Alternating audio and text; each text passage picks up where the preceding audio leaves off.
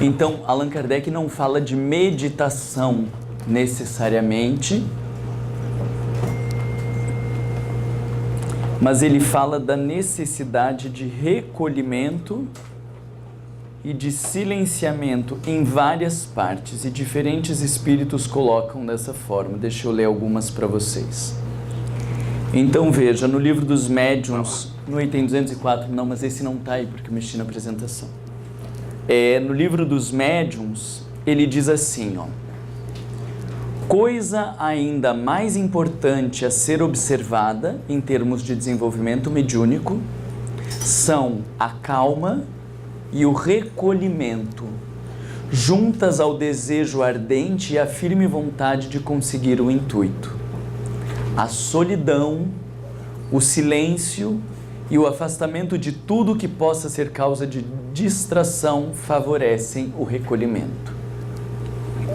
Em outro momento, ele diz assim, aqui é Santo Agostinho, o espírito que faz a comunicação. A mais essencial de todas as disposições é o recolhimento quando se deseja entrar em comunicação com os espíritos sérios. Parece até errada a frase, né? Porque essencial, mas a mais essencial de todas as disposições é o recolhimento quando se deseja entrar em contato com comunicação de espíritos sérios. Isso está no livro dos médiuns, item 282. São Luís também fala disso. Livro dos médiuns, capítulo 31, item 23. Ele diz assim: o silêncio e o recolhimento são condições essenciais para todas as comunicações sérias. E nós fizemos uma busca assim no livro dos médiuns e achamos a fala ou essa colocação do recolhimento em 10 capítulos diferentes, 20 citações de Allan Kardec falando sobre a necessidade do recolhimento. No sentido assim, de que parece que é uma coisa muito importante para a prática mediúnica ele falar da necessidade do recolhimento. Impermanência e imortalidade, vocês têm traduzido? Impermanência e imortalidade? Não. Então essas colocações de Kardec, elas corroboram, elas acrescentam ao nosso entendimento da necessidade da prática da interiorização, do silenciamento e da meditação como favorável ao desenvolvimento mediúnico. Então, a gente vai entender que na mediunidade o fenômeno vai acontecer, meditando ou não meditando, porque não é isso que determina a presença do fenômeno. O que determina a presença do fenômeno é uma condição orgânica, radicada no corpo, pré-estabelecida antes da reencarnação.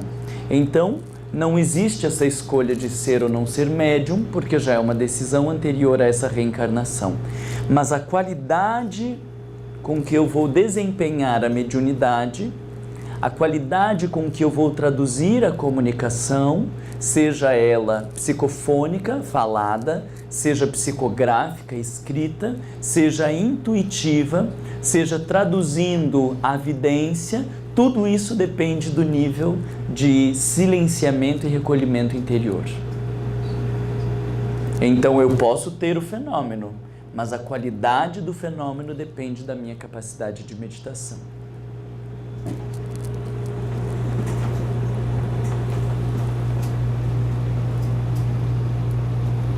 Eu estou atrapalhado agora aqui, vou passando e voltando porque eu tinha organizado uma outra ordem para trazer para vocês, mas vocês não se ofendam com isso, né? Divaldo Pereira Franco, no livro Consciência e Mediunidade. O livro Consciência e Mediunidade é de um grupo de trabalhadores chamado Projeto Manuel Filomeno de Miranda. E esse grupo de trabalho escreveu então vários livros sobre mediunidade, um deles é Consciência e Mediunidade. E nesse livro tem uma entrevista do Divaldo que ele diz: enquanto o sensitivo não se habituar às disciplinas da meditação, os seus registros mediúnicos passarão pelo seu inconsciente como uma corrente de água circulando num tubo em forma de U e se contaminando. Vocês vejam que ele coloca como uma condição, enquanto, não é assim, devem, seria bom, todo mundo vai ter que, porque enquanto não estiver fazendo isso, está contaminando a comunicação. Isso quer dizer que todos nós que lidamos com a mediunidade, seja ela ostensiva ou intuitiva, temos que aprender a meditar para, em contato com este mundo inconsciente, não interferirmos tanto no conteúdo. O que parece isso para vocês? Coerente. Coerente. Então, como que nós estamos desenvolvendo ou desempenhando a mediunidade sem fazer meditação? Tudo bem, né? Mas assim, é pouco perto daquilo que a gente poderia fazer. Nos Estados Unidos, as pessoas não meditam nos grupos mediúnicos e no resto do mundo inteiro, assim. Grande maioria dos grupos mediúnicos que eu conheço tem uma ou outra pessoa com a prática da meditação, mas porque já trazia como filosofia de vida ou da sua história, da sua caminhada, o hábito da meditação. Mas quando a gente lê uma colocação como essa, de uma figura que é considerado o maior divulgador da doutrina espírita no mundo, puxa, tem que parar e pensar, eu vou começar a meditar.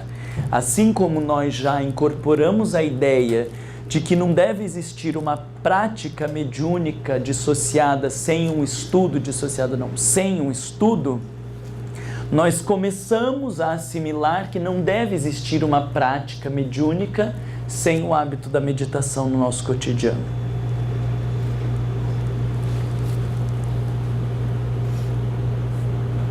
Agora que eu quero ver para onde que eu vou.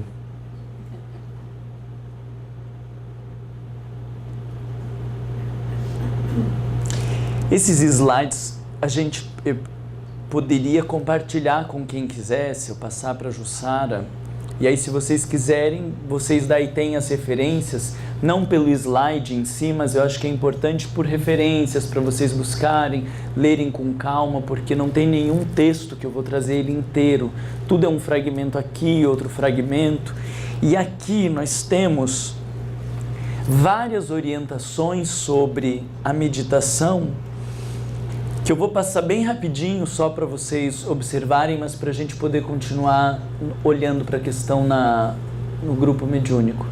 Escolhe um lugar asseado, agradável se possível, que te faça habitual, enriquecendo-lhe a psicosfera com qualidade superior. Não, eu não vou passar isso porque eu já falei essas coisas para vocês.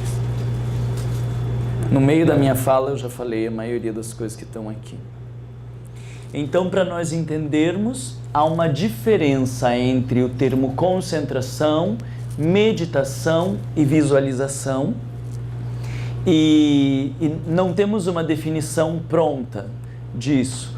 Mas quando a gente está falando de meditação, ali vocês vão ver que a gente vai girar em torno do que é concentração e do que é meditação. Visualização é quando a gente diz, imagine você num lugar assim, pense numa cachoeira, isso eu estou visualizando. Vocês conseguem entender a diferença disso e de sentar e prestar atenção na própria respiração?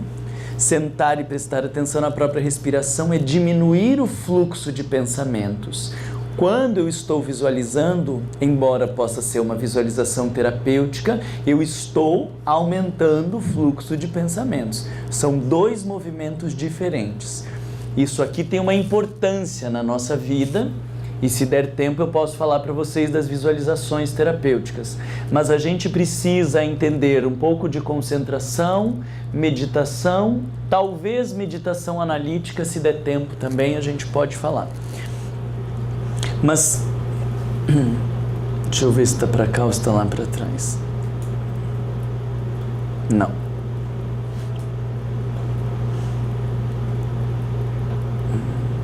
Tem uma outra parte que estava na outra apresentação, mas eu vou tentar explicar tudo a partir desses textos aqui.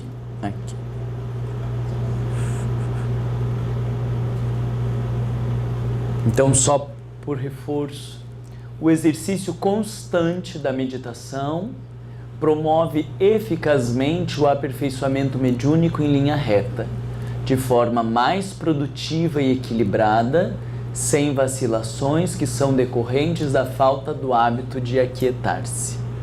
Então a gente nunca tem muita precisão no fenômeno mediúnico, a gente nunca tem muitas certezas, e em geral o sujeito que tem muita precisão e muita certeza está fascinado, enlouquecido, abobado, mas não por produto da sua disciplina mental. Não, eu tenho certeza que foi Bezerra de Menezes.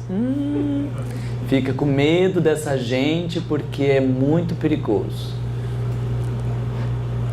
Vamos ver esse daqui, depois eu vejo o outro, porque eu não lembro de qual que nós vamos tirar melhor. Meditação como técnica capaz de estabelecer controle psíquico e ordem na casa mental. Lembram daquela imagem da água cristalina e daquela água turbulenta? Então, se está aquela bagunça, como que eu posso captar uma interferência externa e traduzir? Então, como que posso, no meio do alvoroço e de uma festança aqui, ouvir o que ela tem para me dizer e transmitir? Não acontece. Nós, em geral, na mediunidade, temos impressões, mas não temos precisão. A gente consegue comunicar com mais facilidade quando tem uma dor, quando tem um incômodo, algum sintoma físico, aí fica mais fácil da gente ser psicofônico, de traduzir aquilo ali. Mas se precisar de uma maior precisão no fenômeno, identificar nome, identificar data, identificar algumas questões que são específicas, muito poucos médiuns conseguem fazer isso por conta dessa mente tumultuada que nós vivemos. Faz sentido isso? Então ele diz, diminuindo os pensamentos quando for preciso apassivar-se, selecionando-os conforme as necessidades ou quebrando as forças das ideias dominadoras a fim de que a mente retorne à normal polivalência de interesses.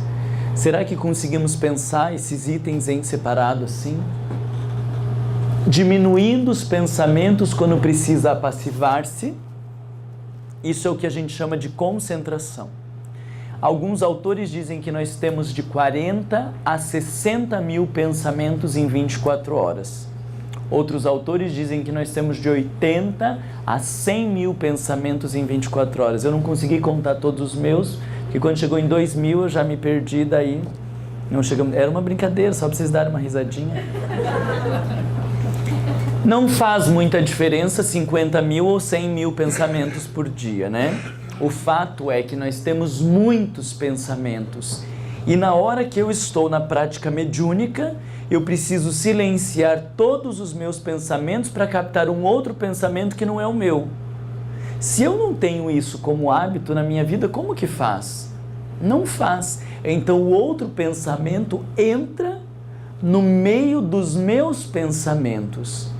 E aí, por isso, nós temos tão pouco de conteúdo mediúnico, porque nós não conseguimos criar este campo cristalino para que o outro pensamento possa adentrar. Então, dentro desta lógica, nós precisamos diminuir os pensamentos, selecionar conforme a necessidade, porque então eu preciso diminuir os meus pensamentos e conectar com uma coisa ou com outra. Veja que quando eu estou num fenômeno mediúnico, quando eu tenho mediunidade, eu tenho um canal aberto e eu posso captar os fluidos, as ideias de vários espíritos que estão aqui nessa sala. E eu vou ter que me conectar a um deles para o desempenho de uma psicofonia. Às vezes as pessoas até descrevem, nossa, eu estava com uma dor de cabeça igual que você comunicou, mas não necessariamente o espírito ia comunicar com um e ia comunicar com o outro. Eu estou captando aquela energia e o outro estava captando, e nós podemos ter um espírito aqui, todos nós captarmos as mesmas ideias ou os mesmos sentimentos, porque todos nos captamos a ele. Quando eu consigo identificar com quem eu vou me comunicar, então eu seleciono esta energia e vou me vincular a ela. E aí tem um barulho, tem um outro falando, alguma outra coisa, mas eu estou conectado a esta energia para dar a minha comunicação, para fazer a psicografia. Ou quebrando as forças de ideias dominadoras, porque eu vim para o trabalho, mas fiquei me perguntando como que está o meu filho em casa, porque ele estava doente e eu precisei deixá-lo em casa para vir ao trabalho. E aí as pessoas terminam dizendo: eu não consegui dar comunicação, ou eu não consegui me concentrar porque a minha cabeça estava lá em casa. Isso é a nossa dificuldade de quebrar com algumas ideias prevalentes por preocupações ou por outros motivos, e aí eu não consigo dar espaço para o fenômeno. Então, organizando assim, como a mente vai no processo mediúnico, isso para todo mundo, para os psicofônicos, mas também para os dialogadores, para quem está na vibração, para coordenador, para todo mundo que está na reunião mediúnica. A gente precisa viver esse mesmo processo. Mas esse outro texto aqui, ele traz com um pouco mais de detalhe o percurso que a gente precisa fazer. Deixa eu ver se é ele mesmo. O exercício mediúnico exige do médium uma capacidade de diminuir os pensamentos. Então eu tenho uma mente pensante com um fluxo intenso de pensamentos e eu preciso diminuir esses pensamentos, fazer silêncio interior, manter-me focado no objetivo colimado. O contato com outras mentes e transmissão de suas mensagens, primeiro pensando unidirecionadamente, depois interrompendo os pensamentos próprios para transmitir os do visitante espiritual. Isso aqui é um percurso de postura mental na reunião mediúnica. Se eu estou aqui na reunião, sento à mesa e começo a sentir as impressões para comunicar, eu estou comunicando, mas com uma capacidade de percepção muito diminuída.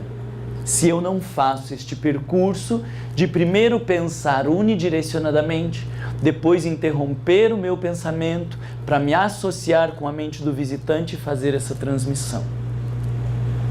Por isso eu não devo dar uma comunicação logo depois da outra comunicação, porque eu preciso fazer esse processo de reorganização interna entre um espírito e outro e preciso me preparar para esta comunicação. O que quer dizer pensando unidirecionadamente para vocês? O que parece?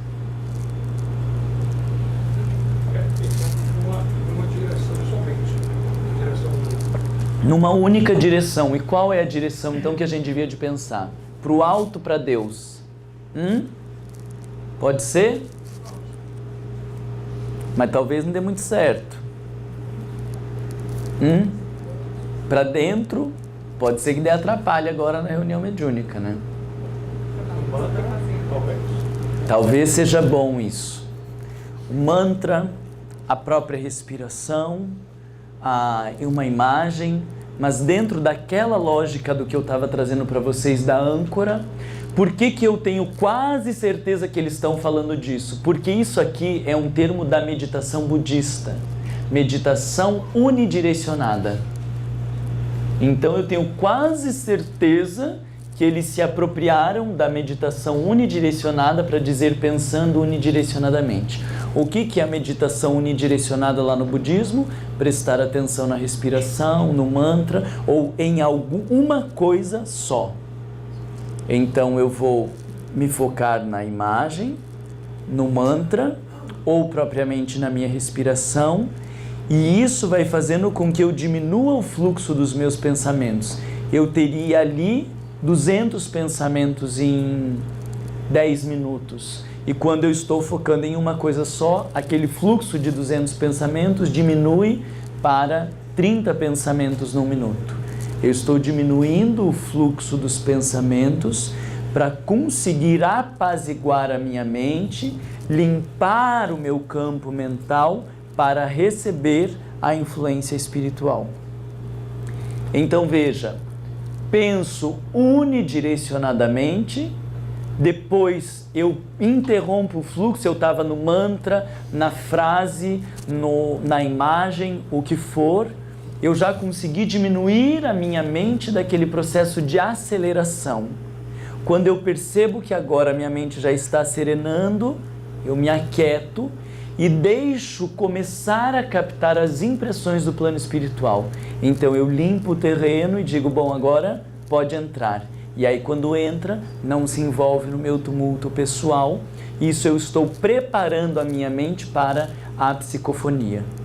Se eu vier aqui sentar e já começar da comunicação do espírito, eu também vou fazer do mesmo jeito. E também vou dar comunicação. Mas a qualidade da comunicação vai ser diferente da mente que entra no meio do tumulto e da mente que é recebida, porque nos preparamos interiormente para receber essa interferência. Vocês percebem? Faz sentido isso que eu estou falando? Acrescenta, ou isso é uma coisa que vocês já pensavam e já faziam? Estou perguntando de verdade, não é para... Porque se vocês falarem, Marlon, mas isso a gente já faz, daí eu vou para um outro lugar, né? Ou acaba a fala daí, né? Então é só isso que eu tenho para falar para vocês, não tenho mais nada.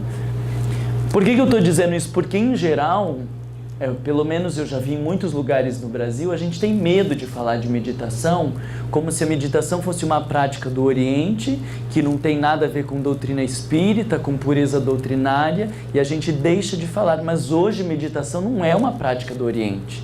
Meditação hoje é um recurso usado pela psicologia, pela psiquiatria, pela fono, por tudo que é a área, como um recurso terapêutico e que é muito apropriado para o desenvolvimento mediúnico. Extremamente importante para o desempenho mediúnico.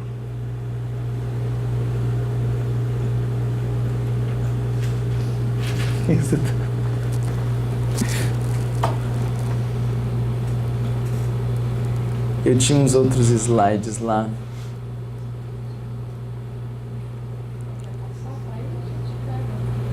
Não, eu estou pensando da onde que tá, porque eu tinha...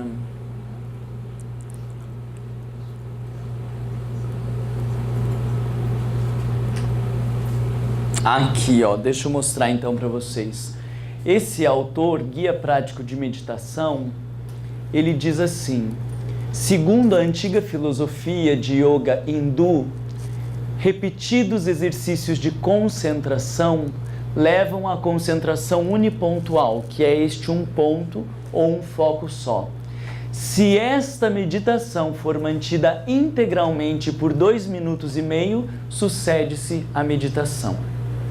Então, eu vou procurar me concentrar num aspecto e quando eu consigo manter esta mente concentrada e asserenada, eu estou num estado, aí nós chamamos de estado meditativo.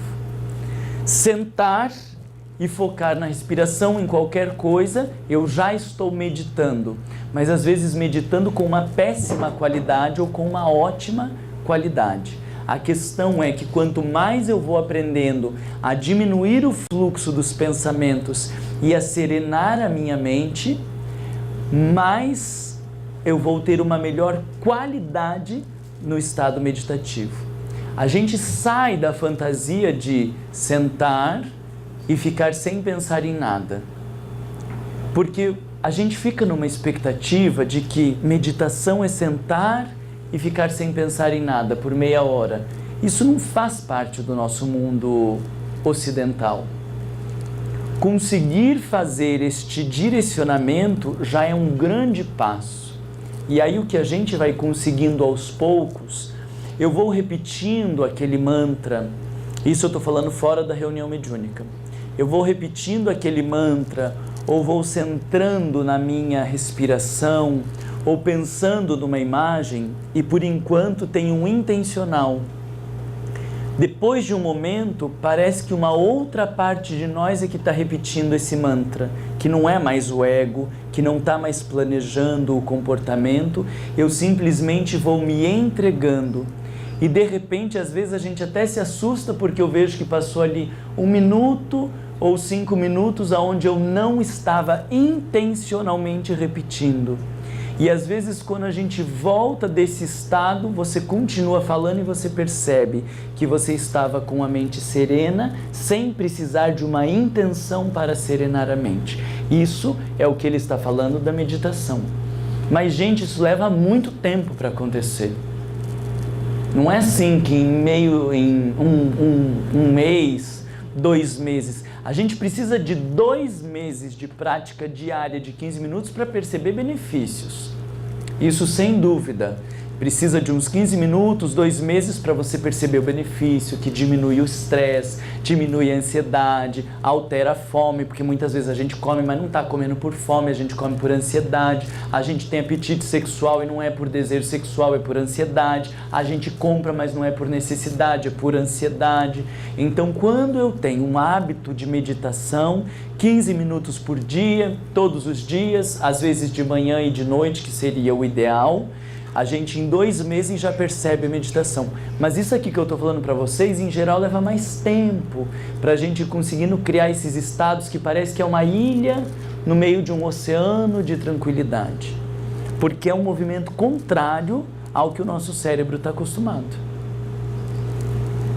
Aí olha que coisa maravilhosa, quando eu vou para a reunião mediúnica, quando eu vou fazer a palestra, quando eu vou coordenar o estudo, quando eu vou dar o passe no centro espírita, eu conseguir atingir este estado de quietude para daí desempenhar a tarefa. Nós estamos muito mais suscetíveis à interferência dos espíritos. E aí eu estou dando o passe e consigo sentir as necessidades daquela pessoa, as suas dores, às vezes me vem até orientações, não que eu vá orientar ali no passe, né, mas eu digo orientações de como a gente manejar a pessoa na casa, que tipo de apoios oferecer, às vezes que tipo de leitura. Aí a gente está usando de exemplos que vão bem conforme as necessidades das pessoas, mesmo sem a gente saber que aquilo ali faria diferença na vida da pessoa. A pessoa diz, nossa, eu fiquei com uma sensação que você estava falando para mim. Mas não é que estava falando para ela porque não conhecia a realidade dela, é porque estava suscetível à influência espiritual e, por orientação dos mentores, fala daquelas coisas que vai alcançando as pessoas. Quanto maior for a nossa capacidade de silenciamento interior, mais suscetíveis nós estamos a ser afetados pelo plano espiritual superior. Faz sentido isso, né? Em todas as tarefas da casa espírita. Na leitura, se você pega um livro para ler no ônibus, no meio do caminho, você vai absorver algumas coisas. Se você tiver uma prática de silenciamento, por menor que seja antes de você ler, eu tenho certeza que você vai ler outras coisas e você vai perceber aquilo que a maioria das pessoas não percebe e vai conseguir absorver e compreender para a sua vida as coisas que numa vigília vulgar não se consegue, porque a gente está num nível mais profundo da existência, que não essa superfície egóica e desvairada que a gente está acostumado no dia a dia. Então isso serve para todas as práticas da nossa vida, mas em especial para a prática mediúnica, porque é um fenômeno que passa completamente pelo nosso estado mental. No fundo, estudando essas coisas, eu fico pensando que a gente nem deveria, né? Deveria fazer parte da formação do médium aprender a meditar. Isso é pré-requisito para a prática mediúnica. Não, só vem na mediunidade se você, hoje em dia, eu queria vir para a reunião mediúnica. Não, você precisa ter conhecimento de doutrina espírita, você precisa ter disciplina, perseverança, tal. Nós temos um monte de requisitos para a pessoa ir para a reunião mediúnica. A meditação deveria estar dentro desses pré-requisitos. No meu entendimento, mais ainda do que algumas outras coisas. Porque a meditação vai valorizar um mundo interno que muitas vezes eu estou lendo, mas sou extremamente arrogante, porque a minha leitura serve para culpar os outros, para julgar as pessoas, e a meditação vai assegurar um estado de equilíbrio interior, né? O que vocês estão pensando? Que tem que meditar. É isso? Estão convencidos de que tem que meditar? Mas vocês já devem ter se proposto de meditar outras vezes e não conseguiram manter, né? Nunca se propuseram? Quem que nunca se propôs a meditar? Assim, nunca pensei que eu deveria meditar. Levanta a mão para eu dar uma olhada. Nós não tínhamos só? como você.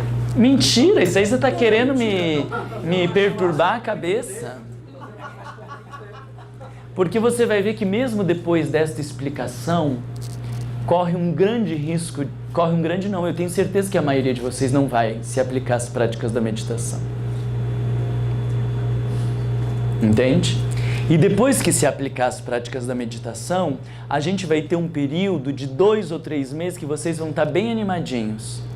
Só que depois de 2 ou 3 meses, a gente tem uma tendência absurda a largar desse tipo de prática. E se a gente consegue passar desses 2 ou 3 meses, a gente vai para uma média de 2 anos. E corre o risco de depois de 2 anos, a gente abandonar a prática. Mas se você conseguir manter depois de 2 anos, aí agora você é considerado um meditante de verdade. 2 anos para engatar a coisa de verdade.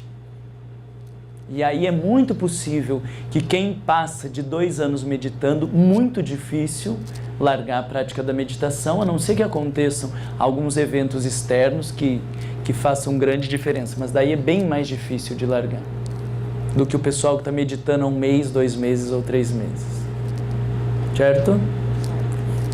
É que ela faz meditação há 5 anos, a gente estava conversando. Mas mesmo fazendo 5 anos antes, você já tinha começado e parado também outras vezes, ou você começou e já engatou? Nunca parei. Olha que maravilha. Nunca parei, mas eu sigo a técnica à risca. Segue a técnica à risca, né? Sim. Porque a gente tem várias técnicas de meditação. Tem a meditação transcendental, tem várias possibilidades de meditação. A gente vai buscando todas estas para ver qual que a gente se encaixa melhor. Porque muitas vezes a gente tem dificuldade com uma prática, não é porque a gente não consiga meditar, é porque a gente não encontrou a prática que vai mais ao encontro do nosso perfil. Então, por isso vale a pena fazer diferentes cursos, ler diferentes autores, diferentes técnicas, até que em alguma você consiga. Eu fazia cursos, um só com mantras, outros com respiração. Aí quando eu fiz um no interior de São Paulo, de 1 semana, e que eu aprendi a conciliar a respiração com o mantra, meu Deus, para mim foi assim uma maravilha. Encaixou. Agora eu consegui organizar.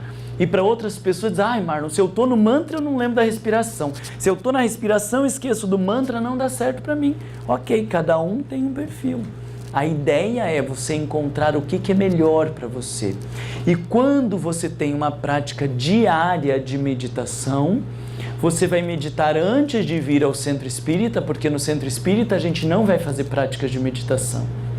Você vai meditar antes de vir ao centro espírita, e aqui no centro espírita a gente faz aquele exercício de preparar a mente para a comunicação. Que daí é o que o pessoal ali do Manuel Flamengo de Miranda falou, que tem que ficar claro qual é o exercício nosso. Esse aqui... sumiu.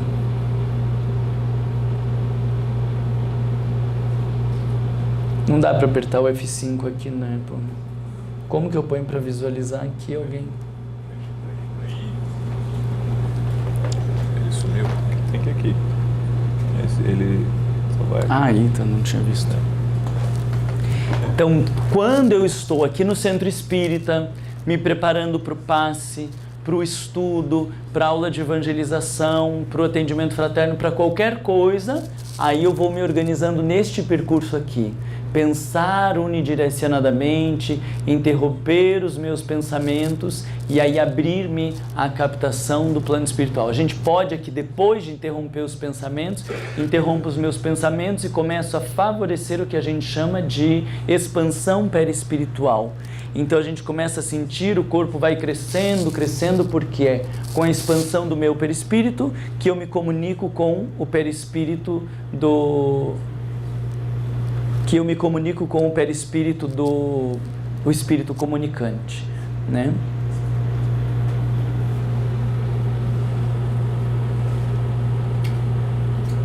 Dúvidas? Precisa ser a mesma hora, no exercício da meditação? A Jussara perguntou se precisa ser a mesma hora. no início é melhor. Por quê? Porque a gente vai se habituando com mais facilidade. Há quem faça meditação antes de tomar o café, antes de levantar para as atividades da vida. Então, se todas as manhãs eu me habituo de levantar, fazer a minha higiene pessoal, tomo um chazinho e vou lá e sento para fazer meditação, se eu consigo manter esta rotina, fica mais fácil de me adaptar à meditação. Mas isso é para engatar, porque depois que engata, aí a gente vai acabar meditando em diferentes momentos, né, em diferentes circunstâncias, no ônibus, em qualquer lugar você daí aprende a fazer meditação, né? Mas para começar é bom manter a mesma rotina, assim como eu falava do sono, para dormir. Então eu tomo banho, eu tomo um chazinho, faço uma leitura e deito. Isso é mais fácil do corpo se organizar, que quando eu estou tomando banho, o meu cérebro já vai relaxando, dizendo, ih, agora está na hora de se entregar, porque não tem caminho, a gente vai ter que dormir. Aí ele já vai se entregando, o banho já sabe que vem o chazinho, depois vem a leiturinha lá de uma mensagem e vai deitar e dormir. O corpo já vai se disciplinando para isso. É diferente de quem dorme cada dia num horário, que não tem o que a gente chama de higiene do sono. Então isso seria uma higiene da meditação também, que é preparar o corpo para a meditação.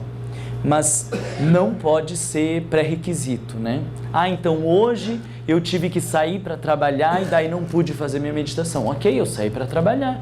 Então, num momento apropriado, eu vou ao banheiro, fico em silêncio, eu vou para o carro e faço a minha meditação. Às vezes fazer de manhã, quem é noturno dorme de manhã, não medita, né? Fui longe, foi mesmo. Longe de se perder, né? Por algum tempo eu tinha dificuldade de fazer a meditação de manhã, mas eu trabalhava num hospital psiquiátrico. Então vocês imaginem a psicosfera de um hospital psiquiátrico, se a gente não tiver um cuidado com os nossos pensamentos, a gente sai de lá encharcado e intoxicado. E era o que me acontecia muitas vezes. Eu saía do hospital à tarde, precisava ir para casa, deitar e dormir, e depois eu acordava, comia e voltava a dormir mais um pouco para acordar no outro dia para o hospital. Eu falei, alguma coisa precisa mudar. Só que se eu acordasse para sentar para fazer meditação, eu dormia. Aí o que eu fazia? Acordava, tomava café, pegava o carro, ia até o trabalho e antes de descer para o trabalho no carro eu fazia meditação. Tipo, se vira, cada um vai dar um jeito. Mas não venha com essa desculpa de que não deu tempo, de que não tinha um lugar. Então eu fazia meditação no carro. Aí um dia fizeram uma salinha lá de repouso e de meditação. Falei, ai, que coisa maravilhosa. Daí eu ia para a salinha de meditação. Mas precisa dar um jeito. Quem tem esse hábito de manhã, à noite vai ter dificuldade para fazer meditação. Então eu não vou esperar morrer de cansado no final do dia, tomar um banho que eu já estou relaxado para meditar, porque daí eu vou dormir. Então eu vou tentar fazer antes de voltar para casa, ou quando eu logo chego em casa, não sei, dê um jeito. Joana de Ângeles diz que para a prática mediúnica, nós deveríamos até tirar um cochilinho antes de ir para o trabalho mediúnico. Dá uma dormidinha, acalma, relaxa, reorganiza esse sistema psicofísico e vai para o trabalho mediúnico. Então fica imaginando, dá uma dormidinha, acorda, toma um chazinho, faz uma meditação e vai para a reunião mediúnica. O dia que todo o grupo estiver fazendo isso, a gente vai ter sessão de materialização, a gente vai ter um monte de fenômeno assim, ó, transbordando. E tem que ser sempre sentado, não pode ser deitado? Jussara perguntou, sempre sentado e não deitado?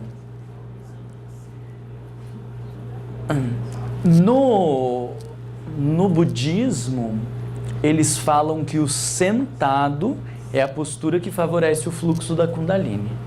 E ninguém faz subida da Kundalini deitado. Nunca ouvi falar isso. É sempre o exercício desse fluxo de energia é sentado, né? Deitado a gente faz relaxamento daí. Então eu estou estressado e vou fazer um relaxamento para dormir.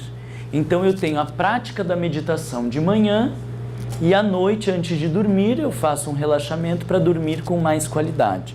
Ok, porque eu tenho um sono agitado, porque eu sou sonâmbulo, ou porque eu tenho um dia muito estressante, e quando eu durmo eu fico pensando no meu trabalho, nas minhas coisas, então eu vou fazer uma prática de relaxamento antes de dormir. Super de acordo. Marlon, antes da reunião mediúnica, visualizando esses 3 aspectos, existe uma possibilidade de a gente fazer uma preparação coletiva na reunião também, uns minutos antes de iniciar? Você ouviu a pergunta? Muito bom.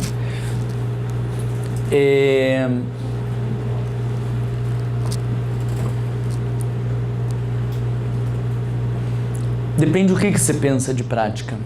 Nesse sentido, para auxiliar o grupo a se concentrar mais na reunião. Somente para manter uma homogeneidade maior de preparação do grupo. Porque isso aqui tem que ser um percurso que cada um vai fazer dentro do seu tempo, né? Porque veja, eu sento aqui, antes de eu me abrir para a interferência espiritual, eu vou fazer esse pensamento unidirecionado, vou focar na minha respiração, num mantra, numa imagem, até que eu perceba que o fluxo dos meus pensamentos diminuiu. Depois que ele diminuiu, eu vou apaziguar e silenciar os meus pensamentos para me abrir para a influência dos espíritos. Cada um vai ter um tempo. E isso eu vou fazer para a primeira comunicação. Dada a comunicação, eu vou agora preparar-me de volta para a segunda comunicação, porque eu posso ter ficado impressionado. Ou seja, a gente sempre fica impressionado no sentido de que nos afeta. O que o espírito falou, a situação, mobiliza minhas emoções. Então, de volta, eu vou precisar concentrar na minha respiração, diminuir o fluxo dos meus pensamentos, e assim que eu me apazigo, eu abro a minha mente para dar a próxima comunicação. Então, isso aqui eu vou fazer talvez várias vezes ao longo do trabalho mediúnico, antes da psicografia ou qualquer coisa assim. A gente pode ter práticas de silenciamento de um modo geral ali no grupo, né? Com 5 minutinhos, mas daí não é uma prática meditativa, né? A gente senta, faz a leitura e faz alguns comentários, por exemplo, e depois pode deixar 5 minutos em silêncio, coloca uma música clássica e a gente ouve uma música, né? Porque da música clássica, deixa eu explicar que dentro do que eu já li de música clássica, esses grandes autores como Mozart, Beethoven, Bach,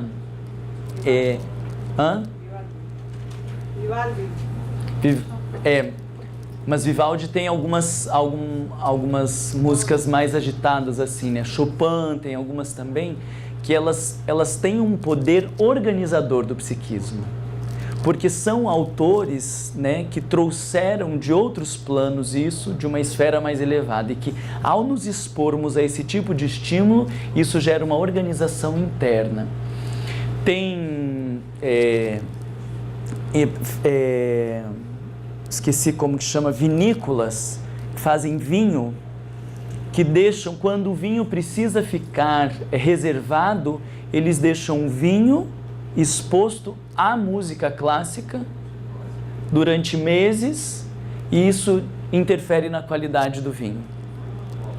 Então você vê, falando se isso interfere no vinho, o que não faz com a gente, né? Então, às vezes, aí a gente precisa ver o que é melhor para o grupo, mas a gente pode colocar uma música ou um trecho de uma música e a gente estar ali no coletivo, no grupo, ouvindo aquela música, mas daí não é uma prática específica, é só para dar uma homogeneizada.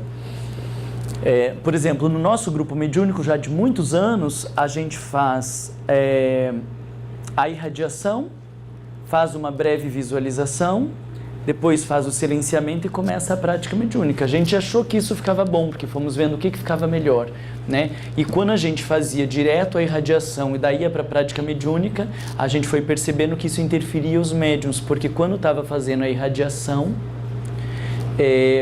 os médiuns se conectavam a um caso, a outro, a alguma imagem que vinha, e aí quando ia para a prática mediúnica, esse conteúdo afetava.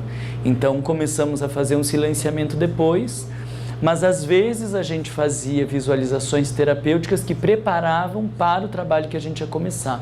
Um encontro com Jesus, um autopasse, uma passeadinha lá pelo sol, por um lugar tranquilo, alguma coisa assim. E daí a gente viu que muitas vezes essas práticas de visualização preparavam a equipe para o trabalho que ia começar. Mas veja, isso foi uma coisa que o nosso grupo organizou, conforme o perfil daquelas pessoas, e que a gente foi organizando isso ao longo de 10 anos para hoje achar que esse modelo ficou bom. Mas não dá para pegar o mesmo modelo e colocar para o grupo de vocês, né? Sueli Kaldai Schubert fala que a gente não tem que impor práticas de meditação no grupo mediúnico. Tá? Ela diz isso assim, categoricamente. Não tem que ficar meditando para o grupo mediúnico. Tem que ser práticas do nosso dia a dia.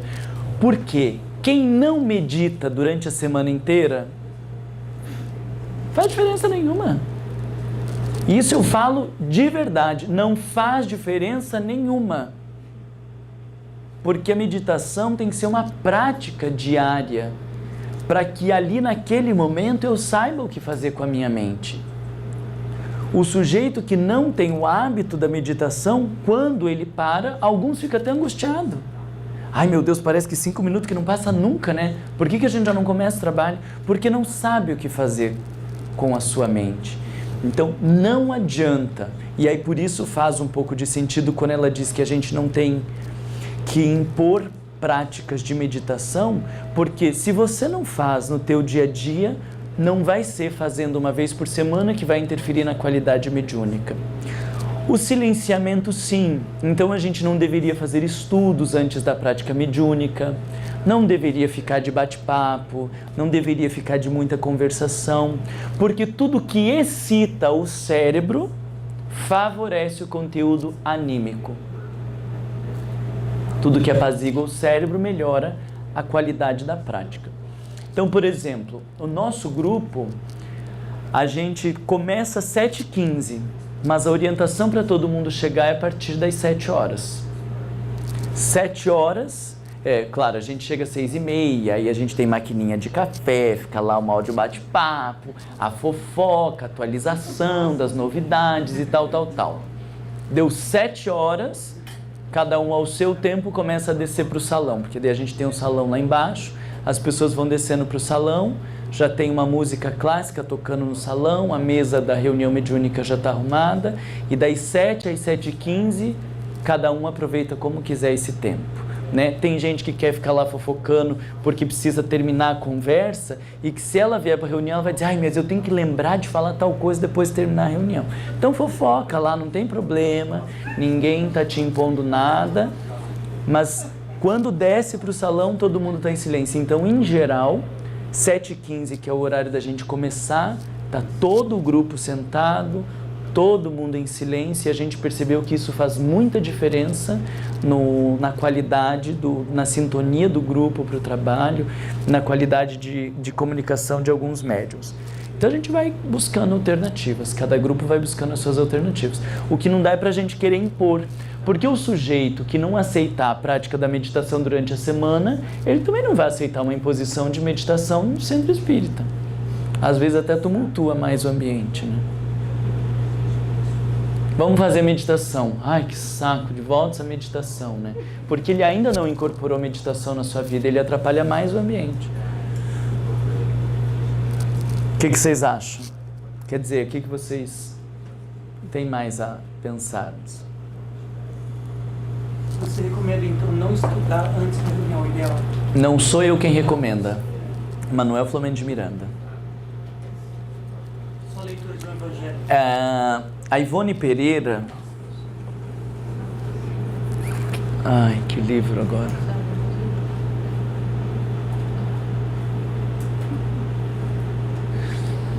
A Ivone Pereira, agora eu não estou conseguindo lembrar que livro que é. Ela diz que é até aceitável quando a gente tem um grupo iniciante, porque precisa se apropriar daqueles estudos, que faça a prática do estudo e depois a prática mediúnica, porque está começando e precisa desse movimento. Mas depois de um tempo, aí deveria, e até porque depois de um tempo que precisa começar a afinar a mediunidade, aí a gente deveria deixar as práticas de estudo. E aí ou a gente faz num outro dia, ou faz depois do trabalho, ou faz uma vez por mês e daí não faz a prática mediúnica, faz de 15 em 15 dias, cada um se adapta, né? Na nossa casa espírita, a gente tem a obrigação de que todo mundo que está no grupo de mediúnico esteja nos grupos de estudo. Então todo mundo está, mas o que acontece? Nem sempre está estudando temas de mediunidade. Então a gente tem, as pessoas estão todas no estudo, todas já fizeram um longo estudo de mediunidade, estão nos grupos mediúnicos, e depois a gente trabalha com 20 minutinhos alguns livros de mediunidade, que daí a gente está discutindo específico a prática da mediunidade.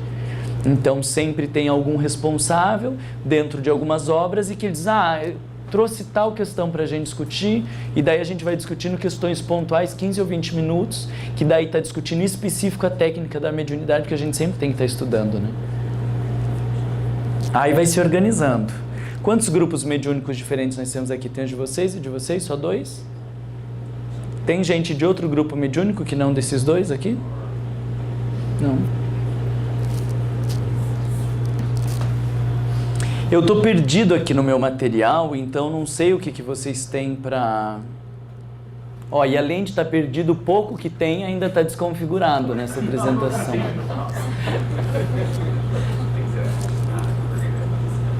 O que é o recolhimento? Subentende-se meditação. O que Allan Kardec falava de recolhimento, subentende-se meditação. Porque a meditação é uma prática de recolhimento, né? É uma técnica, né? De recolhimento.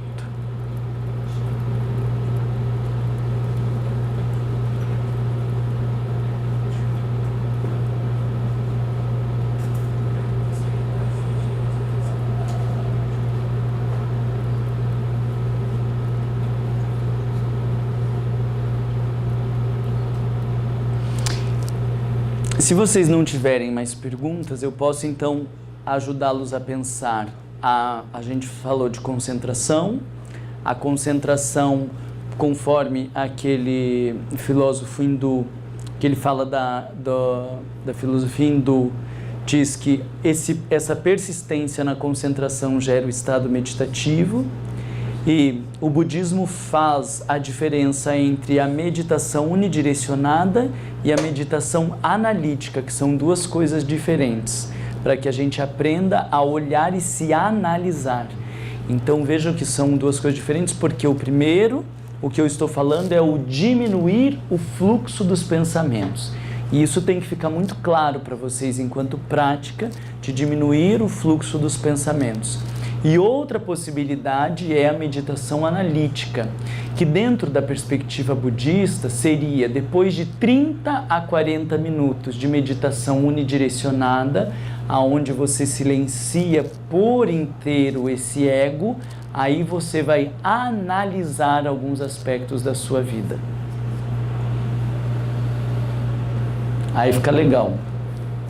Nós podemos combinar assim, Jussara, depois que todo mundo estiver meditando 30 a 40 minutos, daí vocês me chamam e eu falo da meditação analítica.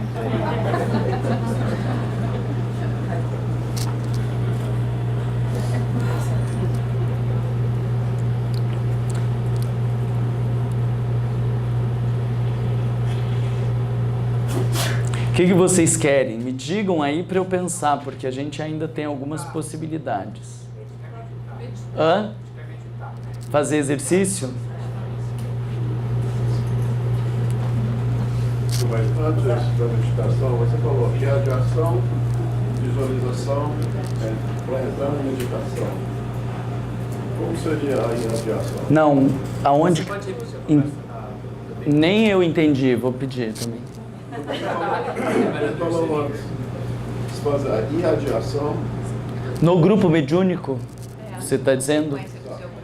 Lá no nosso grupo mediúnico, a gente faz uma prática da irradiação, das pessoas que deixam os nomes na caixa de irradiação.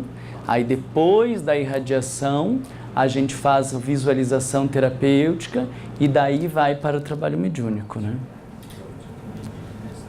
Mas não é uma regra, isso foi o que a gente achou que seria melhor para nós, né? E aí nós temos algumas pessoas que fazem a prática da visualização e a gente foi descobrindo que poderia ser muito bom para a prática mediúnica fazer a visualização terapêutica.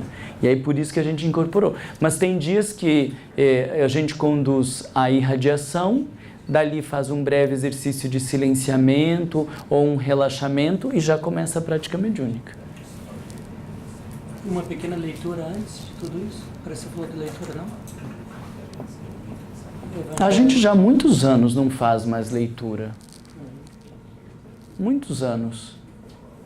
As pessoas falam de fazer leitura, mas é assim, se não for para prestar atenção na leitura e comentar, não me faz também muito sentido, assim. Todos os grupos mediúnicos leem Pão Nosso, aquela sériezinha lá do Fonte Viva lá de Emmanuel, né? Mas assim, no meu entendimento, ou a gente lê e daí vai conversar, pensar, discutir o que isso tem a ver com a minha vida, o que isso me transforma, ou não, né? Então, eu acho que se o sentido da reunião mediúnica é esse apaziguamento, contato com o divino, para se preparar para a prática, a gente consegue fazer isso sem precisar de uma leitura, né? E aí quando a gente lê na nossa casa, a gente lê de verdade que assim, todas as nossas leituras desses textos e do Evangelho, nós temos um combinado de que a gente não analisa o texto, a gente se analisa a partir do texto. Então os comentários que o nosso grupo faz é o que esse texto fala da minha vida, o que ele me faz pensar, o que ele me diz. Esses são sempre os nossos comentários. Então daí a gente achou que não cabia antes da reunião mediúnica esse enfoque, né? Porque se for para ler, para não prestar muita atenção, para não questionar, para não perguntar, não lê daí. Mas eu sou muito crítico assim com algumas coisas, é problema meu mesmo. É porque muitas pessoas usam assim a leitura achando que é uma forma de preparar, mas ninguém está nem prestando atenção. Verdade, Ninguém está nem prestando atenção. Os espíritos se beneficiam, pelo amor de Deus, né? Tem palestra, tem estudo, tem um monte de coisa, precisa de uma leiturinha ali para beneficiar, né? Olha.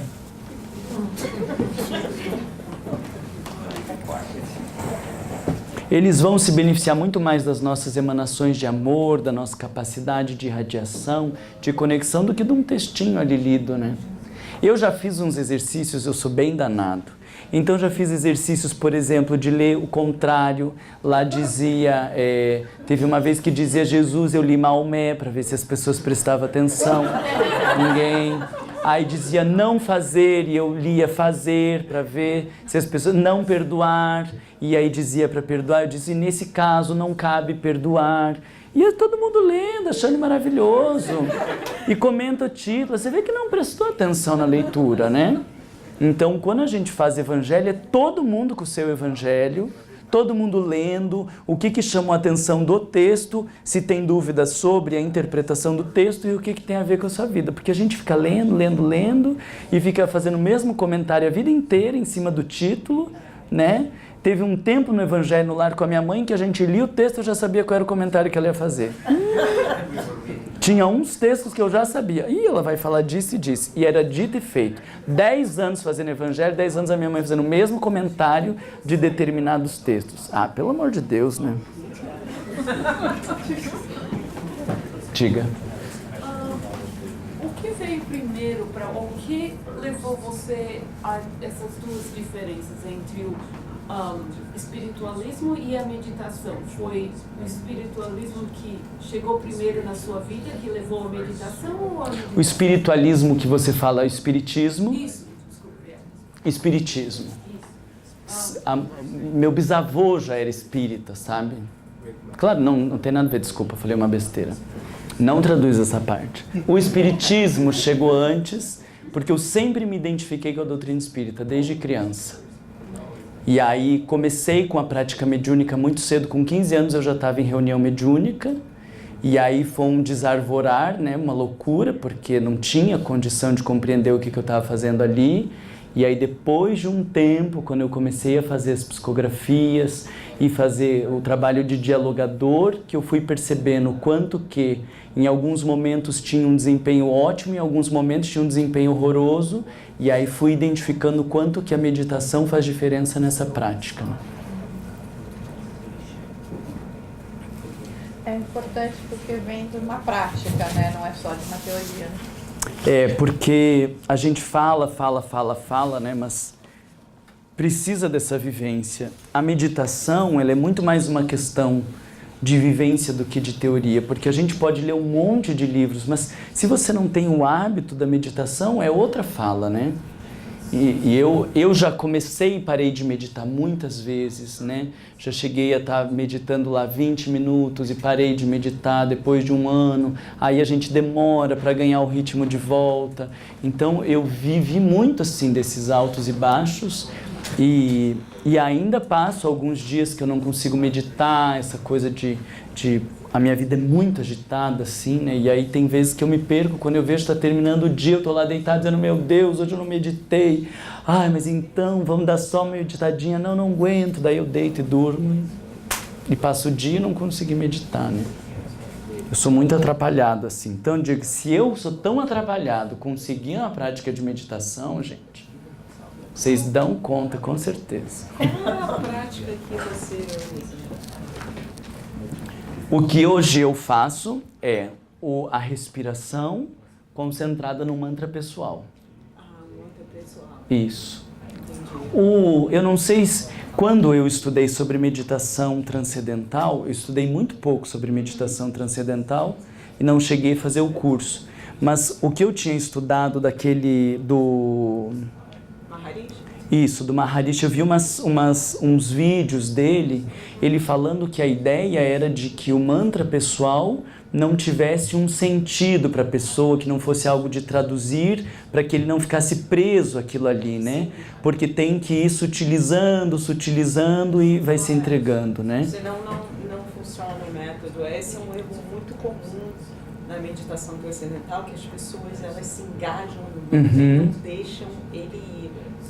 Então, a meditação não decola. Eu achei muito bonito e gostei muito. Bom, ele parece que exala, assim, uma coisa muito boa, né? Mas eu consegui ir chegando nesse nível de meditação por este aprendizado ali, de fazer a unidirecionada, e eu estou fazendo a meditação direcionada com o meu mantra pessoal. E aí chega uma hora que quando eu percebo eu já não estou mais falando o mantra pessoal. Sim, e aí eu já fico em silêncio, né? Sim. Então...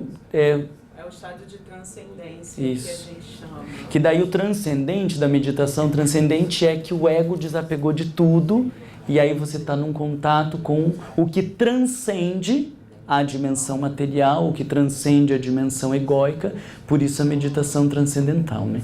Então vocês vão ver vários caminhos. Não importa o caminho, importa é que a gente alcance essa meta lá, né? Você disse que não deve usar música no início. Joana de Ângeles fala isso no livro Homem Integral, para que não gere um condicionamento. Certo, mas pode-se usar esse mantra, o áudio desse mantra? Não, o mantra você repete. O mantra você repete dentro de você. Você pode repetir falando, você pode repetir sussurrando, ou você pode repetir só mentalmente, né? Para quem tem uma habilidade super profunda de meditar, diz que quando você medita falando, tem mais gasto de energia do que o sussurrando, e sussurrando tem mais gasto de energia do que o mental. Mas eu digo, não estou nessa condição, né?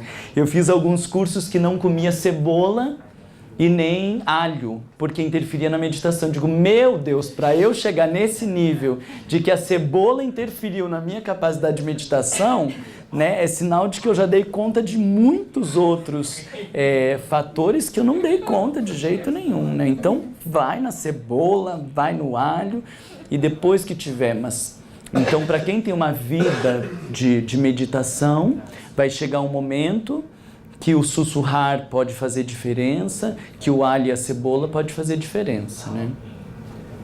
Agora, uma coisa, gente, eu queria reforçar para vocês, a prática e o cuidado com o corpo.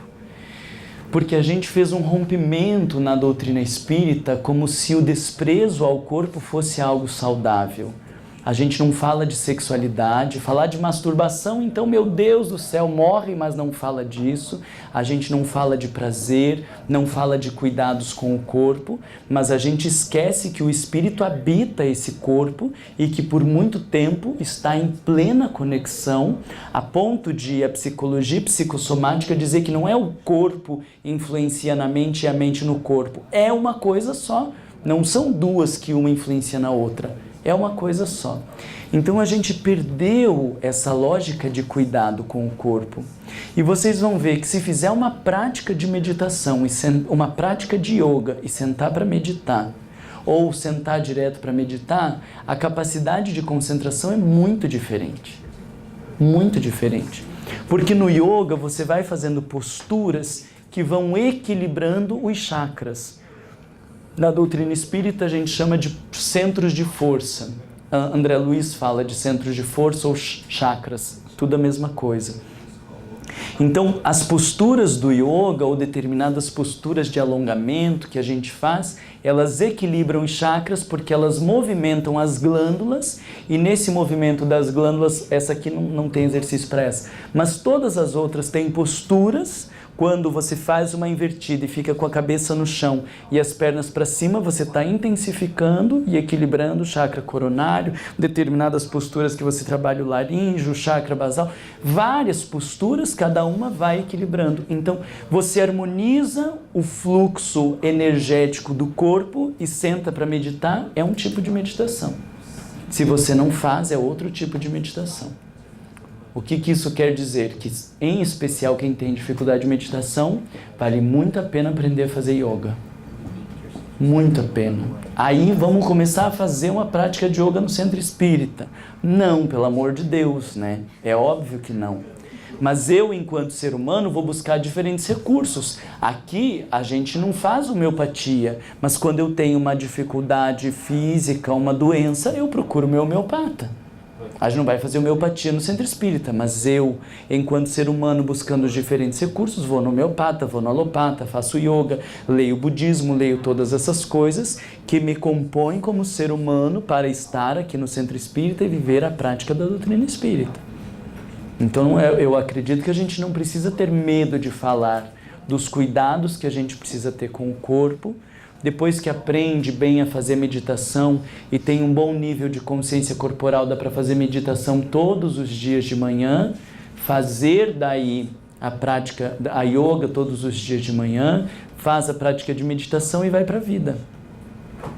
Nossa Senhora, mas daí vou ter que acordar bem mais cedo. Mas os 40 minutos ou 1 hora mais cedo que você acorda, eles são ganhos num dia mais produtivo, mais atento e mais consciente. Então, não é que perde tempo, ganha tempo. Porque a mente consciente faz com que a gente tenha uma melhor memória, uma melhor atenção, com que a gente estabeleça melhores relações, que a intuição esteja mais aguçada ao longo do dia.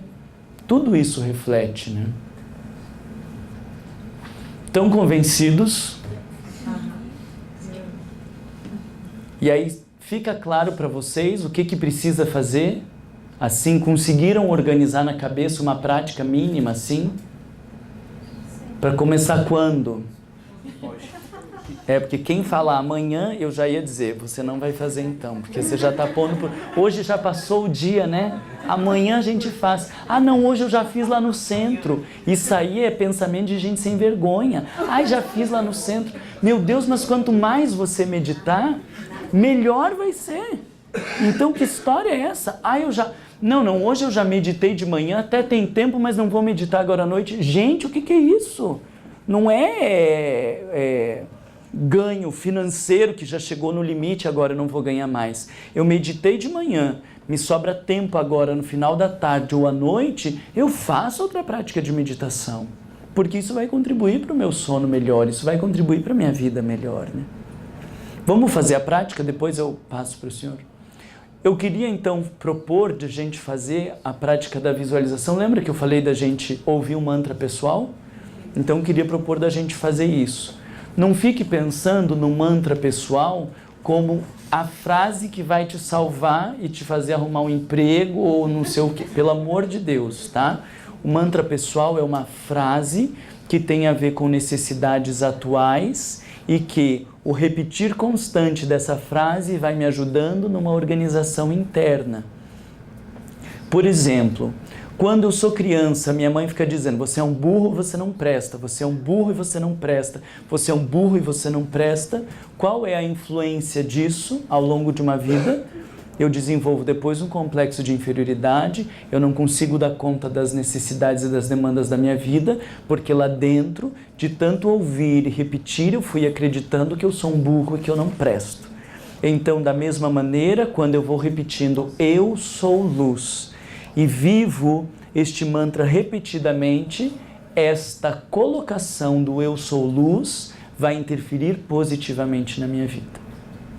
E a gente pode mudar os mantras ao longo da nossa vida, fazendo sempre essas práticas de contato com o mantra, e às vezes o mantra surge, né? A gente nem estava pensando e surge lá a frase na nossa cabeça e fala: meu Deus, isso aqui é o mantra pessoal. Mas muitas vezes os espíritos, eles nos inspiram nestas frases, né?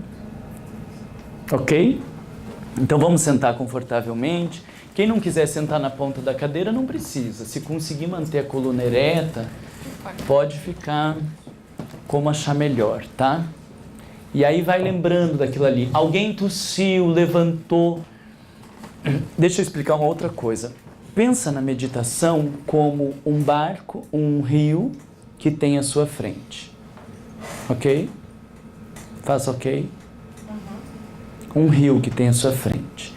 E você está aqui sentado, meditando. O rio é a sua mente. Aparece um barquinho ali. A comida que você não deu para o seu periquito. Pode vir.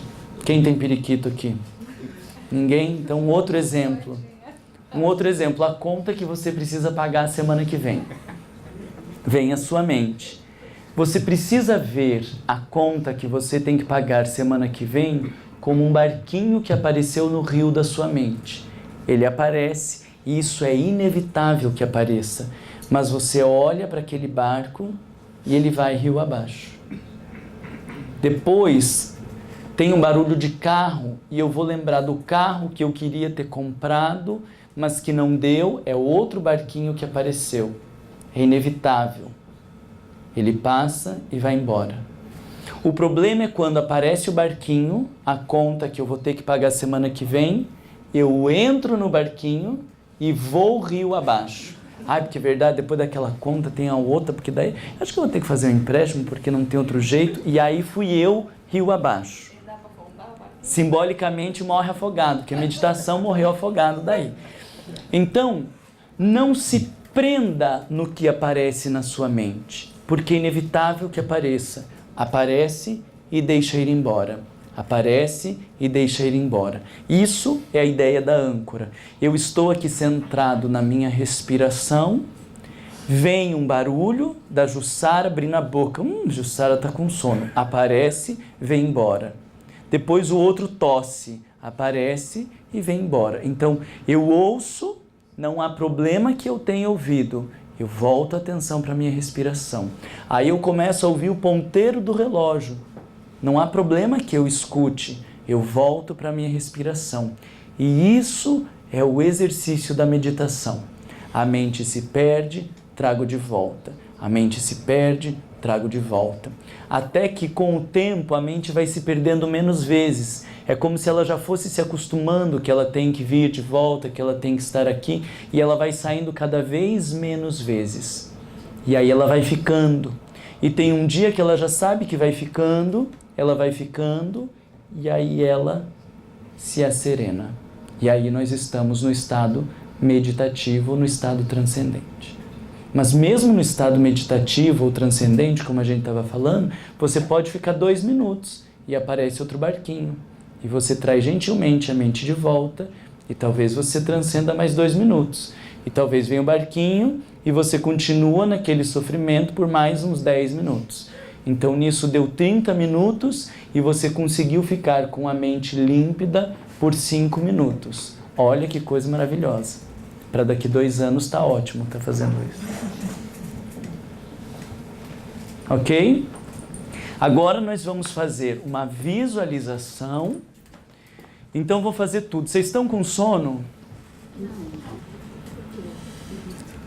Quem tiver com sono, só cuida para não bater a cabeça na pessoa da frente, nem bater na pessoa de trás, porque eu já vou aproveitar, como nós não tivemos tempo, e fazer uma prática um pouco mais longa, fazer o relaxamento, para quem nunca fez relaxamento, prestar atenção no relaxamento.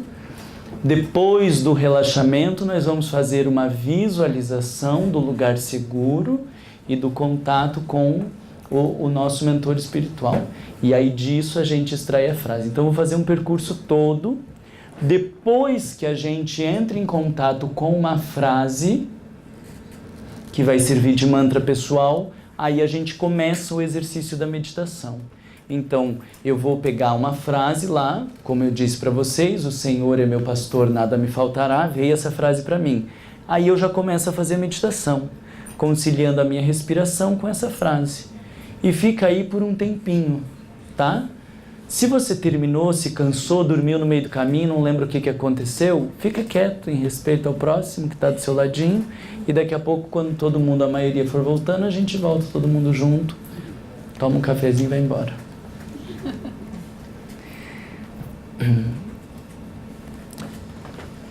Aqui tem muito barulho fora ou não? Não? Porque num caso como esse, que não é a minha prática diária em casa, sentadinho, poderíamos colocar uma música para favorecer menos estímulos do ambiente. Estamos em muitas pessoas, um mexe daqui, o outro mexe dali, um tosse e tal. Então uma música ajuda a abafar um pouco os estímulos do ambiente. Mas eu lá na minha casa, sentadinho, evito isso. Ah, mas tem muito barulho na minha casa. Não há problema. Você vai se disciplinando e isso vai se organizando na tua vida. E aí você vai vendo a boa capacidade de meditação quando você nem ouviu aqueles estímulos externos. Presta atenção na música para ver se ela te atrapalha, se te ajuda, se está alto. Se um tiver incomodado, fala, porque é para beneficiar todo mundo, tá?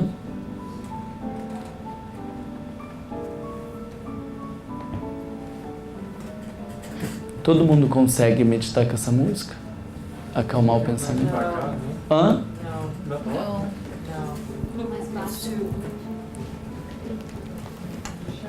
Eu gosto muito de Bach, mas nem todo mundo gosta de Bach para meditar. Violoncelo. Vocês ouvem violoncelo? Ah, mas não me fala sem me apresentar. Vê se incomoda vocês, porque quando eu tô assim no auge do desequilíbrio, à beira do suicídio, eu ponho Bach. Mentira, nunca pensei em suicídio assim. Posso ligar lá para você? Deixa eu só ver se as pessoas gostam, né? Vai que não gosta.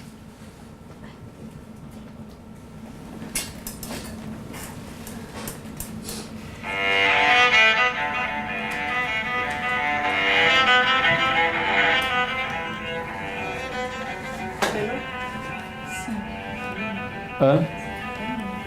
Atrapalha alguém isso aqui?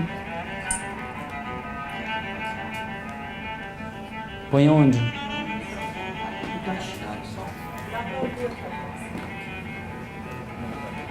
Não atrapalha ninguém? Todo mundo vai bem com isso aqui? Por que você está me olhando com essa cara?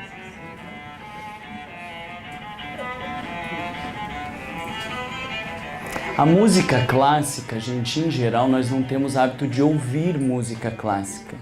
No máximo que a gente faz é pôr música clássica enquanto está fazendo alguma coisa. Isso é um pecado, porque a gente deveria parar e ouvir música clássica. Sabe aquela imagem do velhinho sentadinho lá, que põe a música e fica ouvindo? A gente perdeu esse hábito de ouvir estas músicas. Senta no sofá, põe a música e fica ouvindo. Isso faz bem pra gente. É o organizador do psiquismo. Tá perdoada.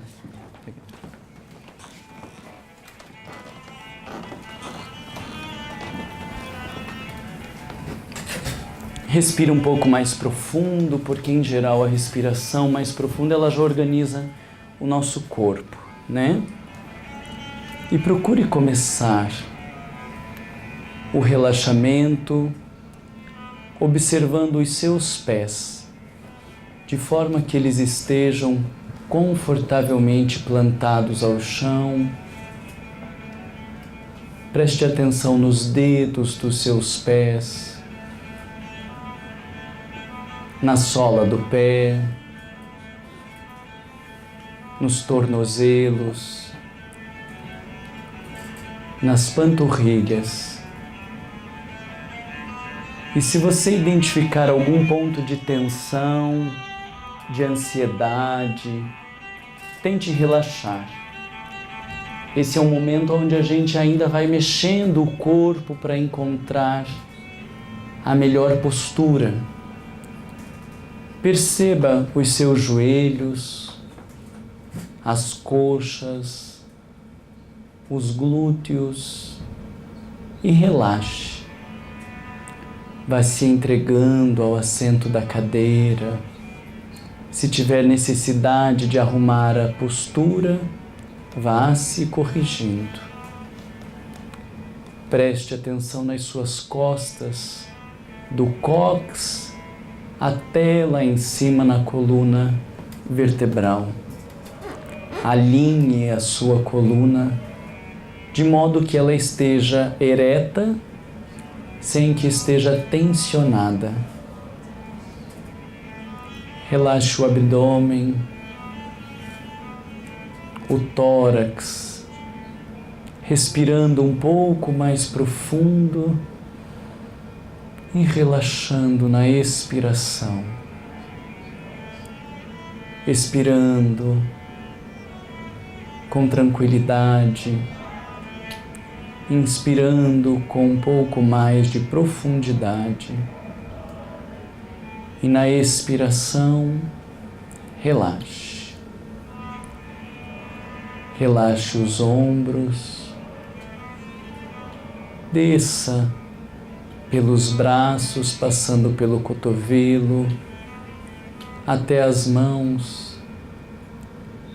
Perceba os dedos das suas mãos, de modo que eles estejam relaxados, pousando em alguma parte do seu corpo.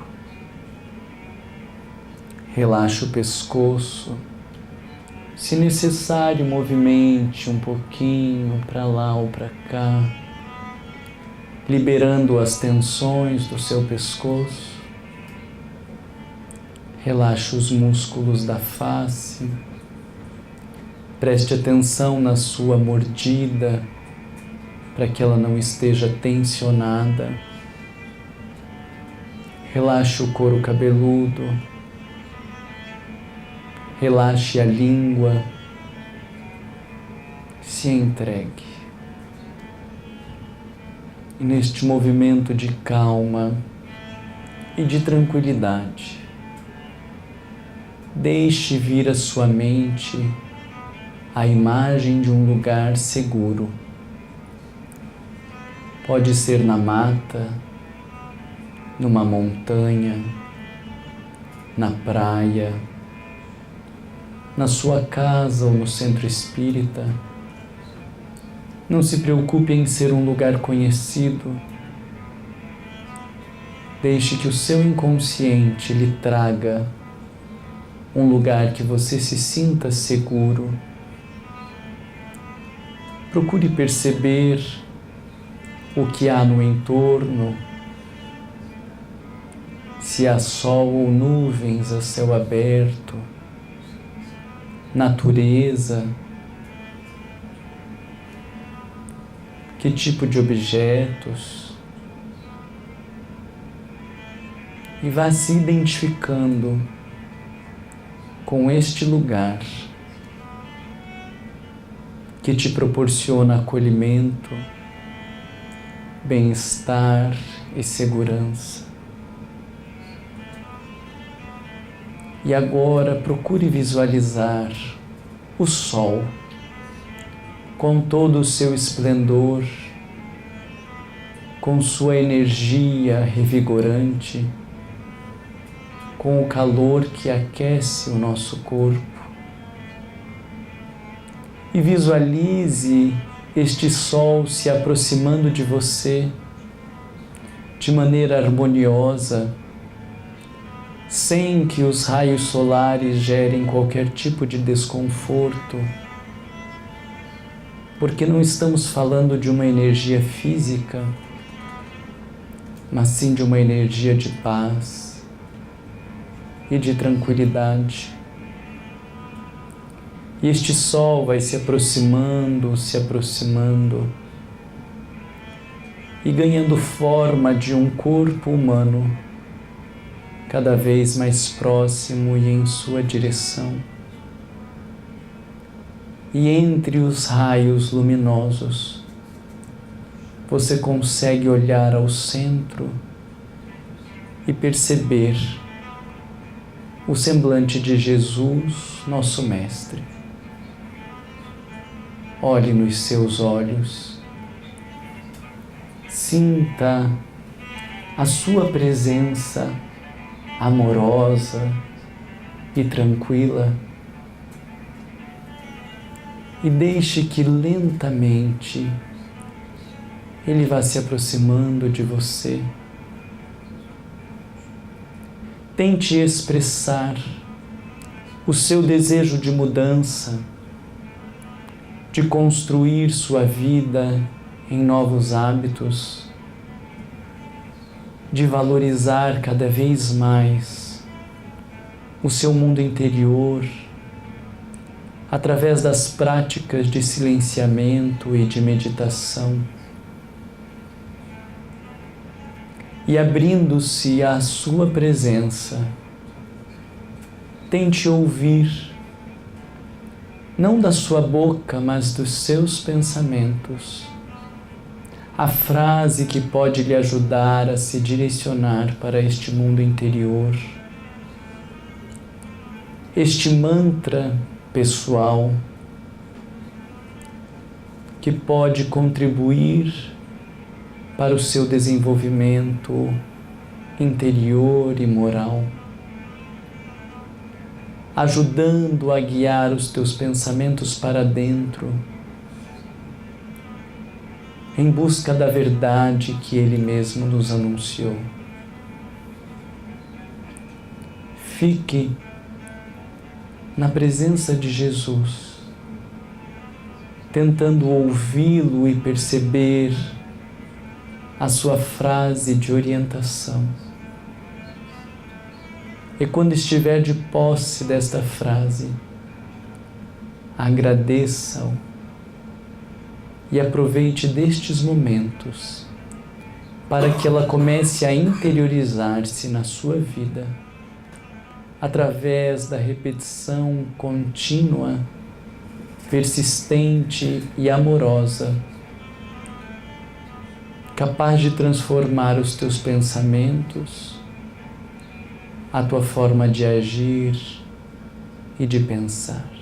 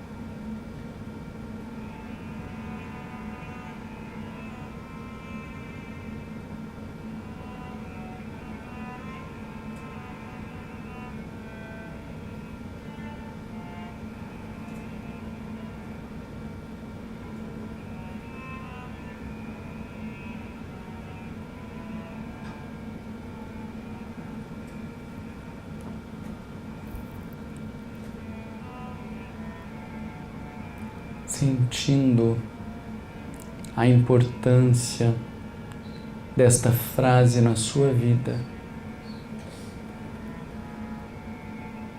tente voltando a sua atenção para o momento presente, trazendo consigo a frase e as impressões salutares que este encontro pode ter te proporcionado.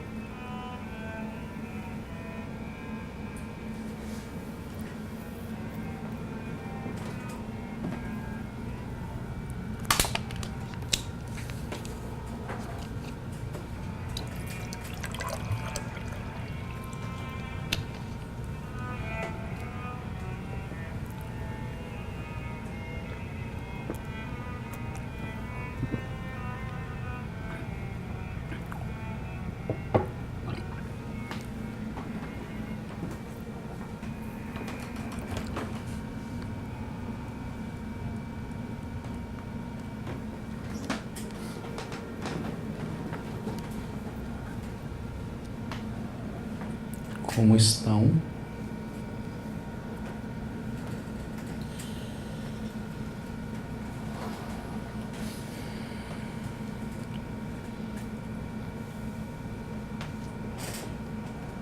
Alguém conseguiu acompanhar o percurso inteiro, ouvir a frase e depois meditar nela? Hã? Não, digo, se alguém conseguiu fazer o percurso todo de relaxar, se visualizar nesse encontro e depois ouvir a frase. Alguém se perdeu no meio do caminho? Mas a gente também pode trazer a frase de dentro da gente, se a gente não consegue fazer ter um encontro, porque eu acho que isso é um exercício. Sim, mas vai fazendo o exercício outras vezes. Exato. A visualização terapêutica não é uma coisa para ser feita uma vez só. Ela é para ser feita várias vezes, tá? Porque é importante que ela venha deste lugar sagrado ou divino, do encontro com Jesus, com o mentor, para que ela não seja uma colocação egóica. Então, às vezes, eu estou passando por dificuldades e a frase que eu quero é eu tenho força ou eu consigo. Mas às vezes essa é uma frase muito egóica, porque o que a nossa alma, o que o self quer dizer é vamos rever as posturas, porque isso é demais para a gente. Só que como o ego não quer rever as posturas, ele vai querer se prender na frase do eu posso e eu consigo. E às vezes eu estou numa sensação de que eu não dou conta, mas vem a frase eu posso e eu consigo. Então precisa ter um cuidado sutil para que não seja uma frase vinda do ego, e sim para que seja uma frase vinda do self, entende? Então faça a visualização quantas vezes você quiser, tentando encontrar a frase. Eu já vivi experiências de frases que não faziam sentido quando elas me apareceram. Mas eu comecei a fazer meditação unidirecionada em cima delas. E depois de um tempo aconteceram coisas na minha vida que eu percebi que aquelas frases já estavam me organizando internamente para aquele desafio que veio. Então quando eu comecei a fazer nem fazia muito sentido aquela frase, mas se eu não sou uma pessoa louca, se eu fiz esse encontro e se eu consegui ouvir essa frase é porque tem alguma coisa. E passado um tempo eu vi que foi muito importante ter feito o exercício. Entende? Alguém quer fazer algum comentário?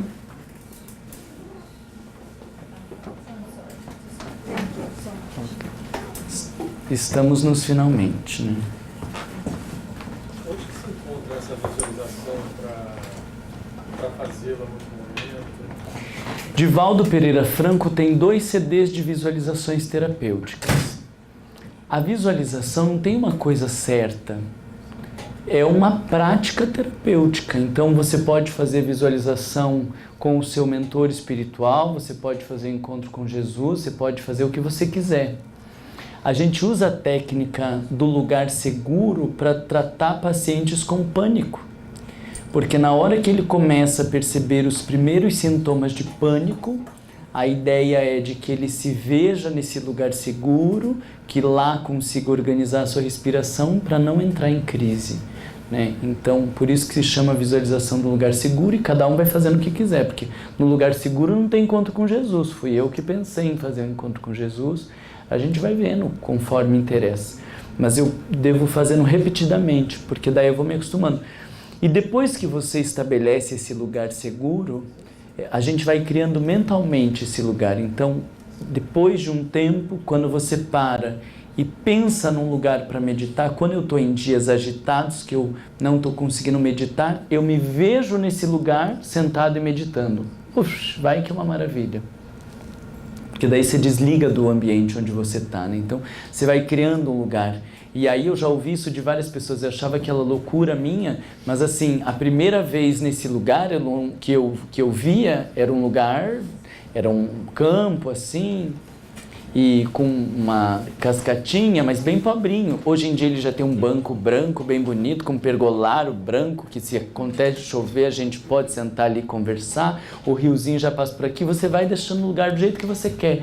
Isso vai ficando tão familiar que quando você pensa no lugar, já vem aquela imagem toda. E isso facilita a entrega e a concentração, né? Você está num momento de muita dificuldade, vivendo um luto, uma situação muito dolorosa, se visualiza no lugar, né? O meu tem um mato assim, e aí eu vejo o meu mentor vindo por aquele mato, e daí eu converso com ele quando precisa. Então, parece que todo esse estado mental ele já vai se preparando para isso. Pode não ser o mentor, pode ser o self, pode ser loucura, não interessa. Daí a gente não precisa ficar nessas minúcias. O que importa é que seja um aspecto divino que ajude o ego a repensar suas posturas, e pronto, né? Teve uma vez que eu estava fazendo a visualização de uma situação dolorosa, que na minha cabeça o ego queria dizer assim, não, mas já vai passar, daqui a pouco resolve. Daí eu ouvi dizendo, é difícil mesmo, suporta, porque vai doer bastante por muito tempo. Eu digo, poxa vida, né? Eu não estava esperando uma frase de esperança, uma coisa boa, mas de fato foi aquilo ali. E aí quando eu incorporei aquilo do é difícil mesmo, suporta com dignidade, então tá, então vamos suportar com dignidade. Aquilo ali para mim foi ótimo. Se foi mentor, Jesus Cristo, self, o que for, não importa.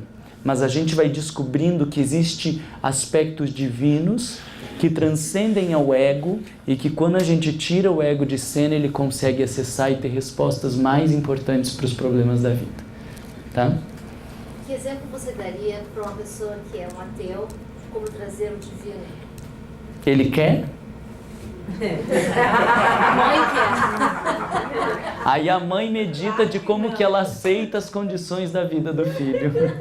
A mãe diz, Senhor, eu aceito, Senhor, eu aceito, né? Porque quando a pessoa não quer, né?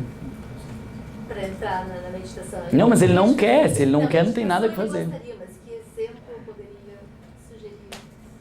Se fala em Deus, acaba tudo. Não, mas as práticas, a maioria das práticas de meditação não pressupõe Deus. Né? A maioria das práticas de meditação. Não é ligada à religião. Eu não conheço nenhuma prática de meditação que seja assim conhecida e que esteja ligada a Deus. Mas um exemplo de trazer o lado divino, sem relacionar a espírito. Psicoterapia, autodescobrimento, meditação, tudo isso vai trazer o lado divino. Tudo. Yoga é o contato com o divino, meditação, tudo isso é contato com o divino. Cada um manifesta o divino de um jeito, né? E a gente personifica em Deus. Mas tudo isso são práticas do divino. Toda prática que tira o ego, planejador, organizador do centro, está entrando em contato com o divino. Ficamos por aqui então.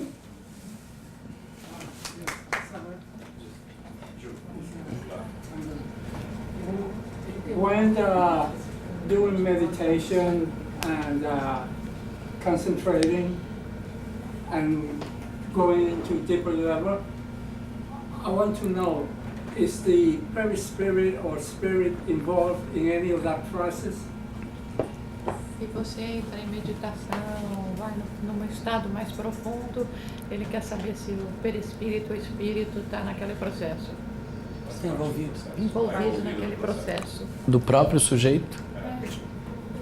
É tudo uma coisa só. Aonde está minha mente é onde está o espírito, o perispírito, tudo uma coisa só. Não tem como separar. Eu sou um espírito que tem um corpo. Então, não tem como, se eu estou lá visualizando, meditando, de estar separado essas coisas, né? Alguém tem alguma última pergunta?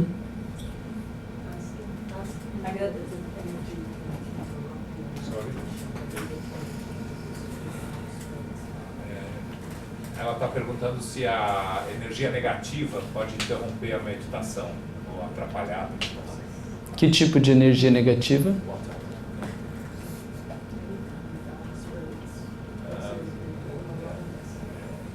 Ela está falando no sentido de espíritos inferiores. Sim, sim. Interferem a nossa concentração. Às vezes eu estou começando a meditação e vem frases negativas, você não vai conseguir, você não presta. Tudo isso podem ser interferências negativas. Mas se a gente persiste, a gente vai criando uma proteção em relação a essas interferências. Mas no início é comum que isso aconteça com mais frequência, em especial nos desestimulando a prática. Não vai dar em nada, não adianta, né? E aí a gente se atrapalha, às vezes aparecem imagens que a gente se assusta, tá fazendo meditação e daí vem um negócio que assusta. Tudo isso podem ser interferências dos espíritos, mas a gente persevera, continua fazendo para estabelecer uma distância dessas coisas, né? Inclusive, as pessoas que sofrem muita interferência espiritual negativa, processos obsessivos, a gente ensina a meditar, porque meditar é construir essa barreira que impede a mente de ficar tão vulnerável à influência espiritual. Então, aprender a meditar é uma forma de melhorar a qualidade na prática mediúnica, mas de melhorar a mediunidade no dia a dia, a intuição e de se desconectar das influências negativas. Tudo isso é benefício da meditação. Durante a meditação eu me senti muito mal. Quando isso acontece, você recomenda parar e depois voltar ou persistir? Se você está fazendo sozinho, bom, mesmo aqui, você daí começa a entrar em contato com o que é esse mal. Porque às vezes pode ser uma influência espiritual, então você começa a meditação e começa a sentir um aperto no peito, uma angústia, ou um peso na cabeça, uma inquietação, pode ser uma interferência espiritual. E às vezes pode ser o ego dizendo, não embarca nessa palhaçada porque não vai ser legal. Entende? Porque ele sabe que se embarcar ele vai perder o seu reinado. Então, nesse movimento, é importante daí você tentar agora começar a entender o que é esse mal. E você pode, no meio da prática da visualização, ficar se perguntando, mas por que eu estou me sentindo mal? Por que eu estou me sentindo mal? E às vezes, muitas vezes, quando a influência é espiritual, ela começa a dissipar, porque você está mais consciente, conectada. Às vezes, pode te aparecer um outro motivo de por que você está se sentindo mal. Vem uma pessoa na sua cabeça que você está preocupada, uma outra pessoa que está com um pensamento fixo em você, você liga para ela e ela vai dizer, eu estava agora louca para falar com você, porque eu estou pensando nisso, eu estava muito preocupado, e você vai ver que você estava captando o pensamento dela. Então, aí você vai ter que investigar o que está acontecendo, mas sempre continua persistindo para entender o que está acontecendo. E se você começa a fazer e daí vem uma vontade, meu Deus, eu não devia de estar fazendo isso, com certeza é influência espiritual, para tentar te persuadir de não investir na prática. E quando os obsessores atacam a gente assim, eu adoro isso. Porque quando eu vejo que eu estou obsediado, louco, eu digo, é sinal de que a coisa tá boa, vocês estão com medo do que eu vou fazer. Porque se eu tivesse desequilibrado, vocês não iam estar me influenciando. Então, se vocês estão influenciando, é porque vocês têm medo que eu tome esse caminho. Muito obrigado, porque agora eu estou sabendo que esse caminho aqui é bom e agora eu vou. Então, às vezes, é porque eles estão vendo que a gente está conseguindo romper com algumas interferências, e aí que a gente tem que insistir. Certo? Queria dizer que mesmo no meio do atrapalho todo, eu gostei de estar aqui com vocês e que para mim foi um prazer. Espero de verdade que vocês se habituem às práticas da meditação. Eu tinha uma professora que ela dizia assim, não desce do trem. Você deita no trem, você senta, mas não desce, que assim, não para de meditar. Pode meditar com péssima qualidade, pode fazer meditação mais sem vergonha da tua vida, no banho, assim, tipo, ai, vou fazer uns 5 respiraçãozinha aqui, não tem problema, faz. Não importa, mas não para. Porque depois que você não faz um dia, e daí você já não fez um e não faz outro, e não faz outro, daqui a pouco você parou. Então ela dizia, não desce do trem, porque quando a gente desce para subir no trem de volta, dá muito trabalho. É melhor ficar relaxado no trem, deita de qualquer jeito, que querendo dizer, faz uma meditaçãozinha meia boca, mas não para. Porque depois que para, querer entrar no trem de volta dá muito mais trabalho. E quando o trem está numa velocidade alta, que você já está meditando há mais tempo, com maior qualidade, você já pensa 5 vezes antes de descer do trem, porque você sabe que para ele entrar de volta, vai entrar muito mais devagar e para ganhar tudo aquilo vai levar muito mais tempo. Diga. No, I was recently told there's only 2 things wrong with meditation. One, not to show up, and 2, to leave too early. Ela aprendeu recentemente que só tem 2 coisas erradas sobre meditação. Uma é não fazer a meditação e a segunda é parar muito cedo de fazer meditação. Muito bom. Então é isso, gente. Muito obrigado, viu?